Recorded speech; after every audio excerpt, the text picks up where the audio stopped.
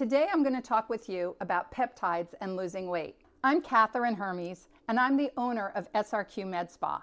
A lot of my clients come to me and they've never eaten cleaner.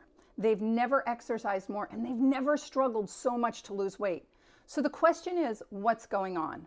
What if I could tell you that there's something called peptides? And this whole video is going to teach you how peptides work, because peptides are the signal that tells your body to burn stored fat. And if you stay tuned, at the end of this video, there is a free download which talks about the pitfalls and how to avoid them if you decide to take on peptide therapy. So let's start looking into what peptides do in our body. So what are peptides? Think of peptides as tiny messengers. They're actually amino chains. So amino acid chains come in long and short length. These are short chain amino acids, and these messengers are proteins. So one of the great things you're doing when you're losing weight is eating a lot of protein, because you're trying to get those short chain amino acids. And these short chain amino acids, these peptides, tell your body what to do. They help with metabolism, they help with your sleep, and they help you burn fat. Peptides are involved with every part of your body. They help you manage your hormones, they regulate your metabolism, they help you run. Peptides are literally part of how you operate, and they tell your body to burn fat and sugar. You know what's a really familiar peptide? Is insulin. Insulin is used to burn sugar to make energy. So you do need to have some sugar in your body, but we like the sugars that are provided to us through fruits and vegetables as opposed to sugars that are coming to us from manufacturers. Peptides also help your cells talk to each other. So they're communicating with each other, and they're helping your body regulate different processes. These signaling peptides help our body know if we've had enough to eat, if we're hungry. They help us know when we want to go to sleep or if we want to wake up. Signaling peptides tell different systems what they need to do. Peptides are super important because they help your body with muscle growth and fat loss.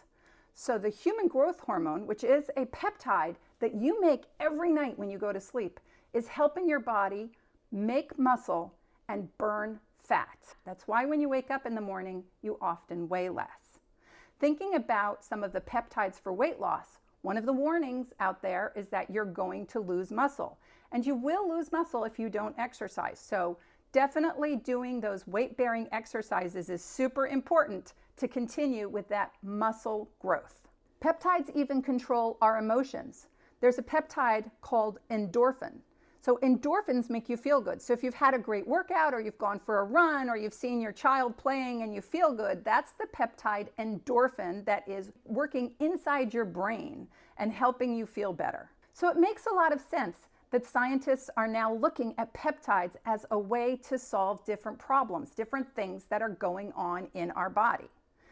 Peptides are what rule our body, so coming up with ways to mimic exogenous, outside, external peptides, bringing more peptides to our body, helps our body give those messages, signal those growth hormones, do that repairing, build those endorphins. So it makes a lot of sense that scientists are looking into peptide therapy. This is where semaglutide comes in. Semaglutide is a peptide that tells your body when you have had enough to eat. It also tells your body to digest your food.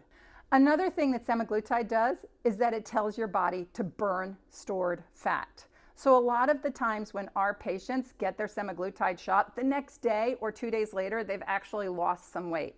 That's why you get your shots once a week, because right after your body gets the peptide message, burn stored fat, it starts burning stored fat. But the message, I've had enough to eat, is going on organically all the time. The problem is, think about peptides as a bunch of small children in a kindergarten room. So you walk into kindergarten and there are all these peptides, these little kids talking, and they're all talking inside your brain, and they're just jibber jabber, jibber jabber. You can't understand anything that anyone is saying. So how do we get one peptide's voice to be slightly louder than the other peptides so that your brain can differentiate the messages? So that's what happens when we give exogenous or an outside peptide like semaglutide. We raise the volume by raising the dose to see How much does it take before you can actually hear, I've had enough to eat? A lot of my folks say after the first or second dose, they know they're on their semaglutide because they can hear the message, I'm full. And there's a lot of reprogramming that goes on with peptides. Because once we get that reprogramming and we hear those peptides, now we have habits that need to be broken. If you're like me and you were raised in a household where people said, your dad worked hard to earn the money for your dinner, finish your dinner. Or your mom worked hard to make that dinner, you need to finish eating the food on your plate. And there's always, children are starving in China. So we've been programmed not to hear that voice that says you've had enough to eat. And I get it. Think about that little kid who's been running around and you're a great mom and you've been taking care of them and you're making them lunch and you put them in their high chair and they've had 3 blueberries and they're full. See, they can hear when their organic semaglutide has told them they've had enough to eat. But oh my gosh, do you need them to sit still for 10 minutes? So you're like, please eat the rest of the food on your plate. I need you to finish eating, right? So there's a lot of habits and we're also part of the problem. We've got to relearn listening to the voice that says we've had enough to eat. And that's one of the things that semaglutide does. So let's get a little bit deeper into semaglutide. Semaglutide mimics a hormone, a peptide that tells you you've had enough to eat. It also mimics a hormone that tells you to digest food, that tells you to burn stored fat. So it's a peptide that's helping you in your weight loss process, but it can't do the job alone. It's helping you and it's breaking the spell that's caused by the food chatter.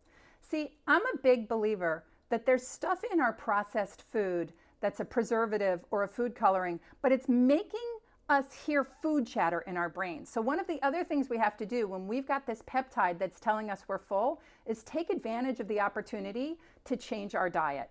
It's super important that there are certain foods in your diet when you are looking at losing weight with semaglutide as your peptide. So one thing you want to do is get as much protein. Remember, protein is a source of organic semaglutide. So you want to be eating 50 to 75 grams of protein every day. You also need to eat good fat because fat burns fat. And by good fats, I mean avocados, olive oil, Brazil nuts, real butter, milk, cream. You need those organic fats because when your body is burning fat, it's thinking burn fat. If you provide your body with protein that's too lean, it's not accustomed to burning fat. It gets accustomed to burning protein. And muscles are made of protein. So you need fatty proteins so that your body's burning fat and not burning muscle. Do you see the correlation? We're trying to tell your body what to burn and we're helping it by giving it the right foods. So before you rush out and say, this is perfect for me, you need to know the other side of the equation. Peptides also have negative side effects. When you slow down your digestion, the food can actually percolate in your belly and that can cause GI upset, can cause you to burp, it can cause you to feel uncomfortable. So you have to also be eating the good roughage, the celery, the green vegetables. I love beets. Beets are so good for you. You've got to be eating pretty much anything from God. You need to be getting those real fruits in, strawberries, blueberries, bananas, all those good foods in. That's going to cause your food to digest properly while it's going through you more slowly. Some people say they get constipated. Best way to resolve that is to continue to eat that roughage I just told you about. Some people tell me that they have headaches. Headaches are usually caused by dehydration. And when you're not thinking about food, you might not be thinking about water either. It's super important that we are keeping our hydration level up. So the old rule of thumb is you take your weight, you divide it in half, and if you weigh 200 pounds, you need 100 ounces of water. But I say half a gallon of water every day is what we should always be drinking. So I actually carry a big old jug around with me. So as this video draws to a close, what I told you in the beginning, I have a free side effect guide for you to download. All you have to say is, I want it. If you type in, I want it, we will send you our free side effect management guide.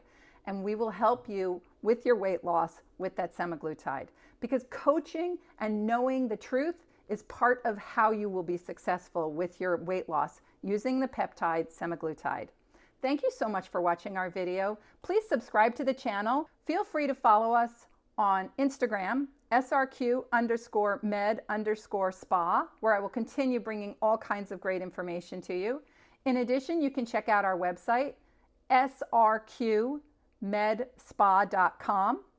And if you want to join our mailing list, feel free to tick on the box below and we will give you whatever it is you need. I look forward to seeing you again soon.